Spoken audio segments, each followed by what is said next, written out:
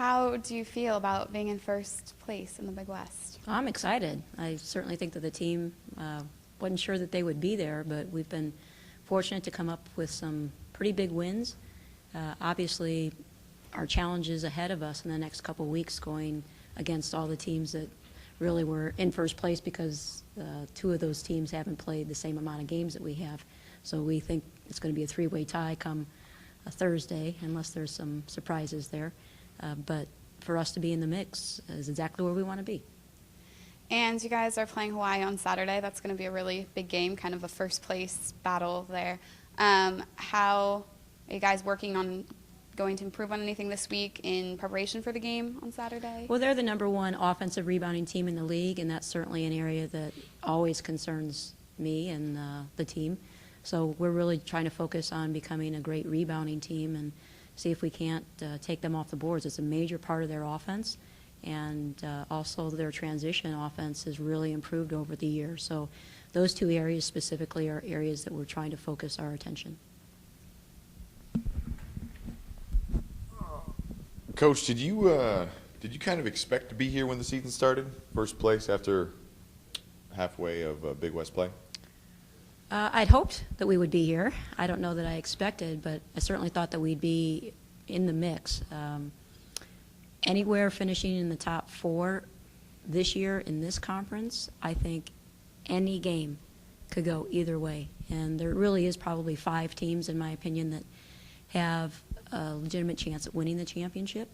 And the race is just so doggone close. I'm ecstatic that we're where we're at.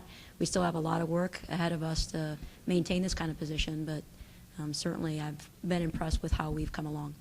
Coach, you know, how do you think teams will adjust you guys in the second half of play? Well, I think that many teams were not sure because of our preseason record that, you know, we really were competitive. So I think there's probably going to be even more attention paid to Eligado. That has suited her just fine because it ends up allowing her to distribute the ball more. So when people are trying to disrupt her, then some other things open up for us. So hopefully everybody else steps up when she's being shut down. But I think that we're becoming a better and better team as we go along. But certainly I think adjustments that our opponents make, we won't take anybody by surprise, that's for sure. So that'll be an adjustment for our opponents, I believe. You know, I was thinking about this the other day. It seems like the freshmen and sophomores, Lynn and Hannah, have been not just improving, but improving rapidly, like having great strides. Yeah, I'm really excited about that. And that really is, I think, what put a question mark in my mind as to how far can we come and how fast can we come along. I certainly think that the talent's there. It's just a matter of getting the reps in your background, and that's not easy to do when you're in a competitive situation trying to see what works, what doesn't work, and certainly in the preseason I spent some time trying to figure that out. And as we're coming through a little bit more solid and predictable rotations, I think that they're starting to play well together and have a chemistry that is it's fun to watch. It's definitely fun to coach. You know, I guess it's me being nitpicky, but first place in the Big West. Moving forward, there still has to be some sort of adjustments you want to make, some sort of tweaks you want to make on the team. What sort of things you got? Well, certainly one of the things that has put us in this place is a little bit of fortune, too. I'm not going to say it's all Cal Poly coasting to the first place. Kauehu, when we faced Hawaii the last time, she was out for our game and the other game on their road trip, which is why they went down 0-2. She's back in the lineup. She's a tremendous player, certainly a predicted first-team all-conference performer, and she is all that. So, you know, we've gotten lucky in a couple of regards. Some other teams didn't get so lucky with Ducoud coming back. We didn't get lucky with Ducoud coming back for Riverside, and some other teams in the future aren't going to feel very lucky either. So sometimes just personnel losses can create advantages for some teams, and so far we've been fortunate. We don't expect to rely on that as we go forth, and we're going to have to keep playing better and better basketball.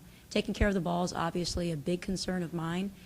last time we played Hawaii, we only had 7 turnovers, and that was quite remarkable. It was our lowest of the season. I wish we had some of the men's moxie in that regard, because they are awesome at taking care of the ball. We are a little bit more risk takers. Several people are more risk takers, and so we do end up with a few more turnovers than I care for. But if we'll do a better job of making great decisions on the court and give ourselves a chance to win and then rebound the ball, we can be in every game. Defensively, moving forward, kind of generically speaking, do you see any sort of adjustments you'd make in the future with particular teams, maybe Long Beach specifically, as far as if you guys want to go more toward a zone or go more toward a man-to-man, or is it still just a individual game type thing? Yeah, when we played Long Beach, we started out in a 3-2 zone, and they just ripped us apart. I think they saw how well we did with it, and they spent a lot of time preparing for it. So, whether we switch our zone coverage that particular game or go all man, I'm not sure yet. I'm not going to throw out opportunities for us to improve in our zone and try to address some of the issues that we had against them. But we'll go with whatever we think is most successful in the future.